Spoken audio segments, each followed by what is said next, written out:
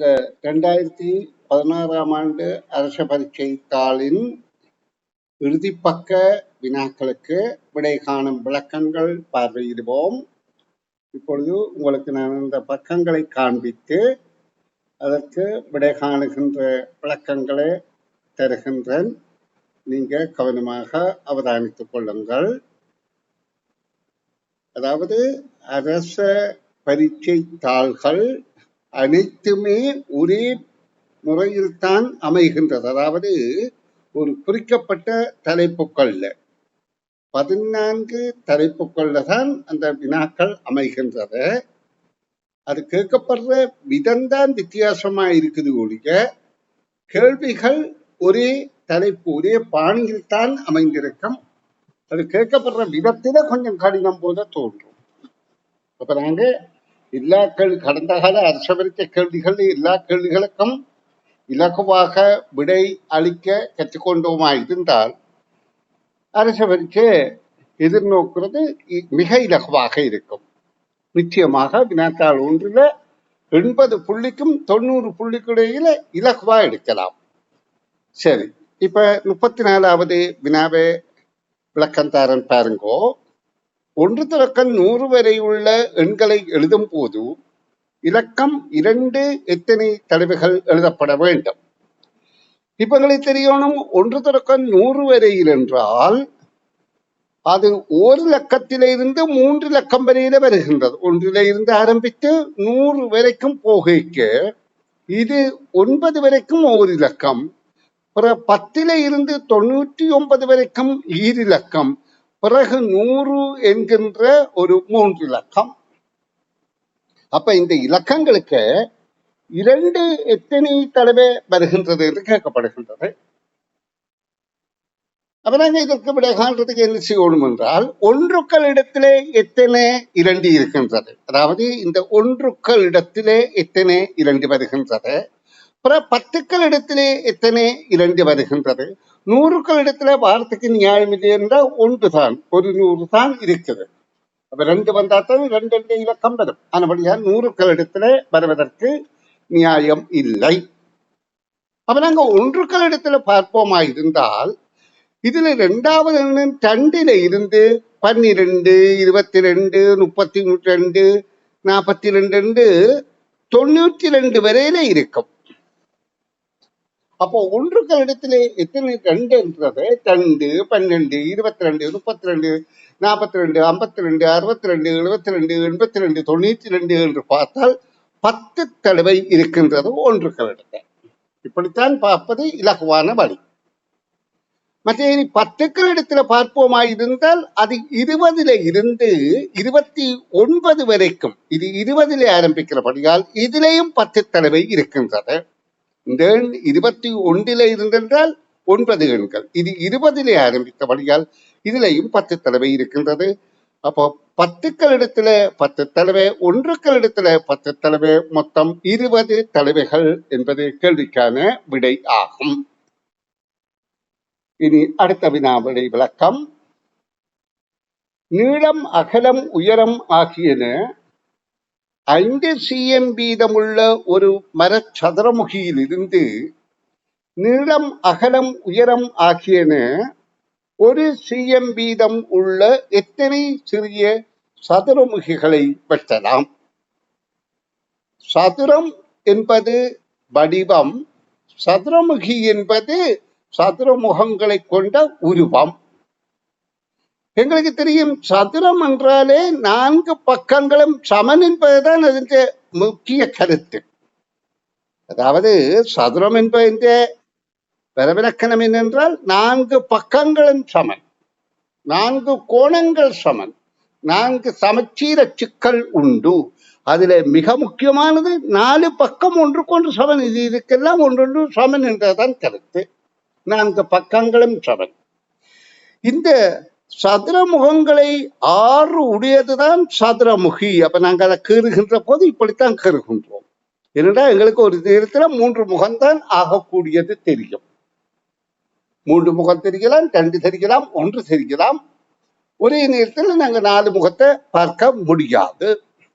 அப்ப அதனால தான் இப்படியாக கருதுகின்றோம். எப்படி என்றால் இதுல 6 முகம் இருக்குது, எங்களுக்கு ஒரு முகம், 2 முகம், 3 முகம் தெரியுது, மிச்சம் அதற்கு எதிராக மறைந்திருக்குது. இப்ப இங்க கேள்வி என்ன? இப்ப சதுரம் என்றால் நீளம் அகலம் என்று சொல்றது, ஆனா நீளம் அகலம் இல்லை, எல்லா பக்கம் 4 பக்கம், அதாவது 4 பக்கம் சமன் என்றபடியால் ஒரே அளவாகத்தான் இருக்கும். அப்ப இங்கேயும் நீளம் அகலம் உயரம் என்று சொல்றது, நீளம் இது அகலம், மற்றது இது உயரம் என்று வைத்துக் நீளம் இது வைத்துக் கொண்டால் இது அகலம், மற்ற இதை உயரம் என்று வைத்துக் கொள்ளலாம். அதாவது சதுரமுகியிலே மேல் முகத்திலே நாங்கள் இதை அகலம் என்று எடுத்துக்கொண்டால், இதை நீளம் என்று எடுத்துக்கொண்டால், இதை உயரம் என்று கருதலாம். அப்ப இந்த நீளம் அகலம் உயரம் சமனாக இருக்க வேண்டும். இங்க பாருங்க, நீளம் அகலம் உயரம் 5 cm வீதம் உள்ள, அப்ப இதுல 5 cm இருக்கின்றத உள்ள ஒரு மரச்சதுரமுகி, மரச்சதுரமுகி என்றால் தான் வெட்டலாம். நீளம் அகலம் உயரம் 1 cm வீதம் உள்ள, அப்ப இதுக்குள்ள 1 cm வீதம் உள்ள துண்டமாக இப்படியாக எத்தனை துண்டங்கள் வெட்டலாம் என்று கேட்கப்படுகின்றது. அப்பங்களை தெரியணும், இதுல நீளம் 5 பாகங்களாக இருக்கின்றது, அகலம் 5 பாகங்களாக இருக்கின்றது, பிறகு உயரம் என்பது இதிலே 5 பாகங்கள் இருக்கின்றது. அப்ப ஒரு இதுல 5 25 இருக்கின்றது. பிறகு அதே மாதிரி 5 நிறை இருக்கின்ற போது 25 5 125 என்பது கேள்விக்கான விடையாகும். இனி அடுத்த வினாவுக்கு விடவிலக்கம் தரம் பாருங்கோ. ஒரு நாளில் நடைபெற்ற சுற்றாடல் தின நிகழ்ச்சி திட்டம் ஒன்றில் 1 2 3 4 என்னும் நிகழ்ச்சிகள் தொடங்கிய நேரங்கள் கீழே உள்ள கடிகார முகங்களில் காணப்படுகின்றன. சுற்றாடல் தின நிகழ்ச்சி என்று சுற்றாடல்ல தூய்மைப்படுத்துதல், சிரமதானம் செய்தல், அதுக்கு அந்த 3 வகையான நிகழ்ச்சி திட்டம் ஆரம்பிக்கப்படுகின்றது. அந்த நிகழ்ச்சி திட்டம் ஆரம்பித்த நேரம் ஒவ்வொன்றும் இங்கே கடிகாரத்தில் காட்டப்படுகின்றது. அப்ப 4 நிகழ்ச்சி திட்டம் என்றால் ஆரம்பித்த நேரம் இங்கே தந்திருக்க, முடிந்த நேரம் அடுத்ததாக இருக்கின்றது. அது அந்த முடிந்த நேரம் அடுத்தது ஆரம்பித்து அடுத்த முடியுது, அடுத்த ஆரம்பித்து அடுத்த முடியுது, இறுதியில முடிந்தது இங்கே 12 மணிக்கு என்று சொல்லப்படுகின்றது. ஒரு நிகழ்ச்சி முடிவடைந்தவுடன் அடுத்த நிகழ்ச்சி ஆரம்பமாகியது. நிகழ்ச்சி 4 ஆனது முடிவுற்ற நேரம் நண்பகல் 12 மணி என்று சொல்லப்படுகின்றது. அப்ப மணி கம்பியும் நிமிட கம்பியும் ஒரே இடத்தை நோக்கி இருக்கும். இப்ப கேள்வி என்ன? கூடுதலான நேரம் நடைபெற்ற நிகழ்ச்சி எது? எந்த நிகழ்ச்சி கூடுதலான நேரம் நடந்திருக்கு? முதலாவது நிகழ்ச்சி இந்த அளவு நேரமும், 2வது நிகழ்ச்சி இந்த அளவு நேரமும், 3வது நிகழ்ச்சி இந்த அளவு நேரமும், 4வது இந்த அளவு நேரம். அதாவது குறித்த நேரம், ஆரம்பித்த நேரம், முடிந்த நேரம். அப்ப முடிந்த நேரத்திலே ஆரம்பித்த நேரத்தை கழித்தால் எவ்வளவு நேரம் நிகழ்ச்சி நடந்தது என்பது எங்களுக்கு புலனாகும். இப்ப இதை பாருங்க, இது 8 மணிக்கு ஆரம்பித்து 9:10 முடிந்திருக்கு. அப்போ 9:10 இருந்து 8 கழித்தால் இது 1 மணி 10 நிமிடம் நடைபெற்றிருக்கு. இது 9:10 இருந்து 10:25 வரைக்கும் நடந்திருக்குது. அப்ப நாங்க இதை கழிப்போமாக இருந்தால் 25ல 10 போனா 15, அப்போ 1 மணி 15 நிமிடம் நடந்திருக்கு. அடுத்த நிகழ்ச்சி 10:25 இருந்து 11:15 வரைக்கும் நடந்திருக்கு. அப்ப 10:25 இருந்து 11 வரைக்கும் 35 நிமிடம், அங்கால 15 நிமிடம், அப்ப மொத்தம் 50 நிமிடங்கள் தான் நடந்திருக்கு. 50 நிமிடங்கள். அடுத்தது 11:15 இருந்து 12 வரையில நடந்திருக்கு. அப்ப அது 45 நிமிடங்கள் நடந்திருக்கு. அப்ப அதிக நேரம் நடைபெற்ற நிகழ்ச்சி எது என்பதுதானே கேள்வி. இப்போ 1 மணி 15 நிமிடம் தான் அதிக நேரம் நடைபெற்றது. அது ஆரம்பித்த நேரம் இது, அது 2வது நிகழ்ச்சி. அப்ப நாங்க 2 என்ற கேள்வி விடைக்கு கோரிடுதல் வேண்டும். அதை தெரிவு செய்ய வேண்டும். நன்று மாணவ செல்வங்களே, தொடர்ச்சியான வினாக்களுக்கும் விட தருகின்றன், கவனிங்கோ. ஒரு விரிக்கப்பட்ட சதுரமுகியின் உரு இங்கு காணப்படுகின்றது. அதாவது சதுரமுகி ஆக்குகின்ற அட்டைக்கீலம். அதன் முகங்களில் எண்கள் குறிக்கப்பட்டுள்ளன. இதனை ஒரு சதுரமுகியாக மறுபடியும் தயார் செய்யும் போதும் எதிரெதிர் முகங்களில் இருக்கும் எண்களுக்கிடையே ஒரு தொடர்பை இனங்காணலாம். அத்தொடர்புக்கேற்ப வெற்றிடத்துக்கு பொருத்தமான எண்ணை தெரிவு செய்க. இது ஒரு சதுரமுகியாக்குவதற்கான அட்டைக்கீலம். இதை மடித்து சதுரமுகியாக்கினால் எதிரெதிர் முகங்களுக்கு இடையிலே ஒரு தொடர்பு இருக்கின்றது என்று சொல்லப்படுகின்றது. அந்த தொடர்பின்படி இந்த வெற்றிடமான கூட்டுக்கு, அந்த அடைப்புக்கு வர வேண்டிய எண் இங்கு இந்த மூன்றிலே எது என்று எங்களை தெரிவு செய்யும்படி சொல்லப்படுகின்றது. அப்ப முதல்ல நாங்கள் ஒரு சதுரமுகி எப்படி இருக்கின்றது என்று முதலே உங்களுக்கு காட்டினான். இப்பொழுது காட்டுறேன் பாருங்க. இப்படியாக இருந்தால் இந்த சதுரமுகியிலே இரண்டு கிடைமுகங்கள், கிடையாக இருக்கின்ற முகங்கள், இதை நான் ஒரு கண்ணாடி சதுரமுகி ஆக்கினால் இப்படியாக காட்சியளிக்கும். இதுவும் கிடை சதுரமுகி. கிடை என்றால் அடியிலே இருக்கிறது கிடைத்தளம். அப்ப 4 நிலைக்குத்தாக இருக்கும். 4 நிலைக்குத்து. ஒன்று நிலைக்குத்து, அடுத்தது நிலைக்குத்து, இங்கே உள்ள நிலைக்குத்து, இது நிலைக்குத்து. 4 நிலைக்குத்தாக, அதாவது செங்குத்தாக, 2 கிடையாக இருக்கின்றது. அப்ப எங்களுக்கு தெரிகின்றது எதிரெதிர் என்றால் கிடைக்கு கிடை எதிர், ஒரு கிடைக்கு இன்னொரு கிடை எதிர். மற்ற இந்த 4 நிலைக்குத்து ஆக இருக்கிறதுல ஒரு நிலைக்குத்துக்கு எதிராக அடுத்தது இருக்கும், இந்த நிலைக்குத்துக்கு எதிராக இது இருக்கும். அப்ப இந்த தாழ்கட்டையிலே ஆக்குகிற அட்டைக்கீலத்திலே எப்படி இருக்கும்? இதுக்கு எதிர் இது அமையும், இதுக்கு எதிர் இது அமையும். இது 4 நிலைக்குத்தா வருகின்ற முகங்கள். இந்த கிடையாக வருவது இது 2. இந்த கிடையாக வாரதுதான் இப்ப எங்களுக்கு என்ன பெறுமதி என்று கேட்கப்படுகின்றது. அப்ப இப்ப நாங்கள் பார்ப்போம், இந்த நிலைக்குத்தாக இருக்கிறதுக்கு என்ன தொடர்பு இருக்கின்றது. இங்க 3 இருக்கின்றது, 9 இருக்கின்றது. 3க்கும் 9க்கும் இலகுவான தொடர்பு என்ன? 3ஆல் பெருக்கப்படுகின்றது. 5 இருக்கின்றது, 15 இருக்கின்றது. அதுக்கு என்ன தொடர்பு? 3 15, அதுவும் 3ஆல் தான் பெருக்கப்படுகின்றது. அப்ப இந்த எண்ணம் இங்கே ஒன்றில் 3ஆல் பெருக்கப்பட்ட விடை இருக்குதான்னு பார்த்தா இருக்குது 21. இல்லாம இது வேறு ஒரு 3 மடங்கு எண்ணாக இருந்தால் அதை பகுத்து கூடி நாங்கள் கண்டிருக்கலாம். ஆனா இங்க எங்களுக்கு 7 3 21 என்ற விடை இருக்கின்றது. ஆகவே விடை 21 என்பதை தெரிந்து கொள்ளுங்கள். இனி நாங்கள் அடுத்த வினாவை பார்ப்போம்.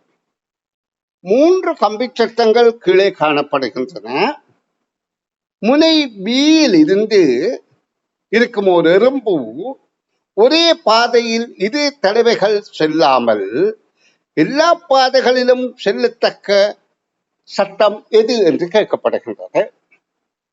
இது எப்படி என்றால், முந்தின காலங்களில் கேட்பார்கள், அதாவது கீறத் தொடங்கிய பேனாவை மீள எடுக்காமல் இதுல கீறக்கூடிய வடிவம் எது என்று கேட்கப்படும்.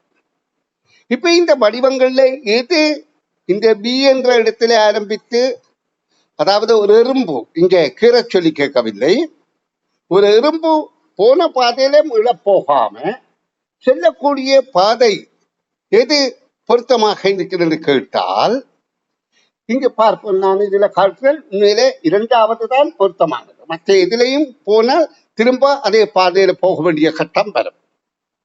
இப்ப இதுல ஆரம்பிக்கிறேன். நான் இதுல மேலே வெள்ளை கோடு தானே போடுறேன். அப்ப உங்களுக்கு தெரியும் இப்படி போடுறத நன்றா அவதானிக்கணும். அதாவது இந்த செல்கின்ற பாதைகளின் ஒழுங்கை பொறுத்துத்தான் நாங்க இலகுவாக போகலாம். பிறகு எறும்பு இப்படி போகின்றது, பிறகு இப்படி போகின்றது, அல்ல இல்ல இது கீழே போனா மேல போகலாம். நான் திரும்ப கேட்கிறேன். அதாவது ஒரு முனையில இருந்து ஆரம்பிப்பது எங்களுக்கு இலகுவாக இருக்கும்.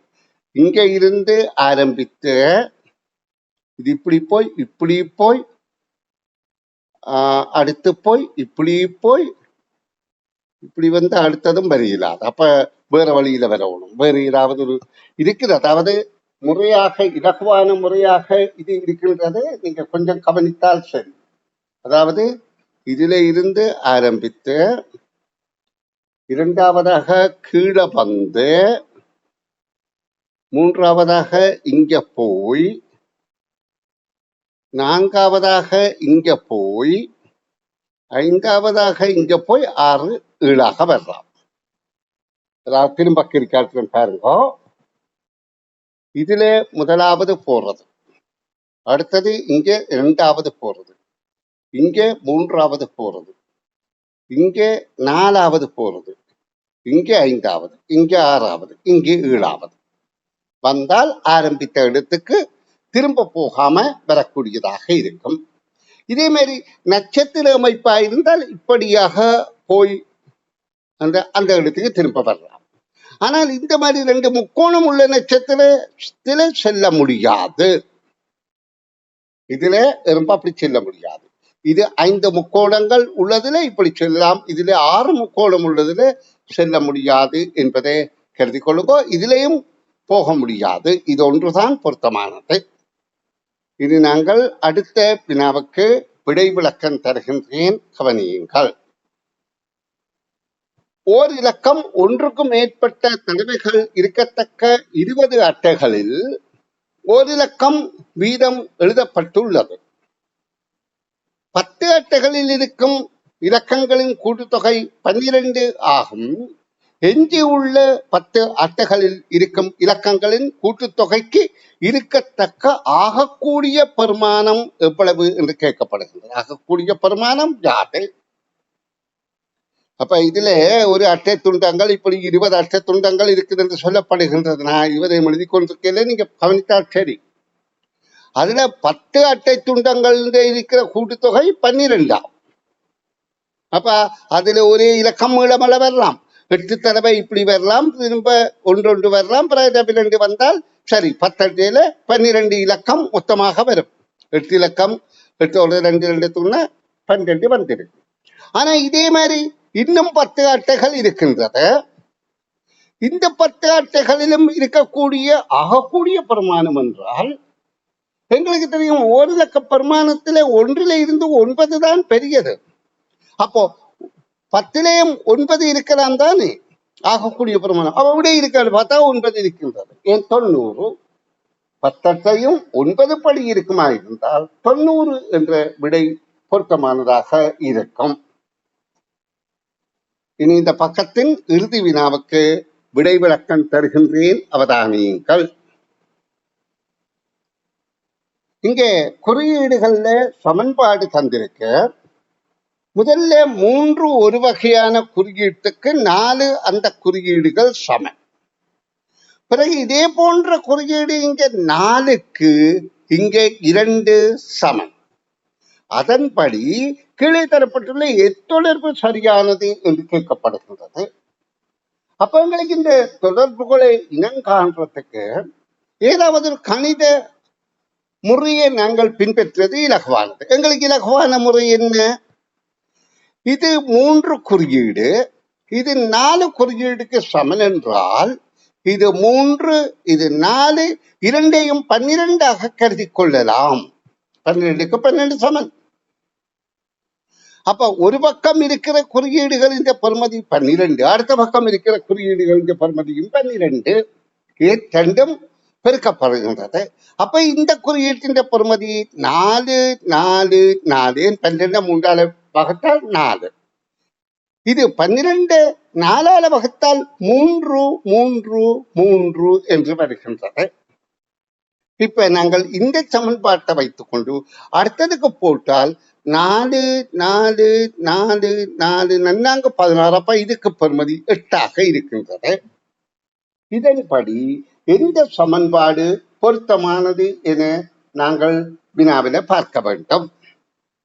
இதுல முதலாவதை பார்ப்போம். இதுல 5 தடவை ஒரே குறியீடு இருக்கின்றது. அப்ப 4 5 இது 10. இந்த 4 குறியீடு.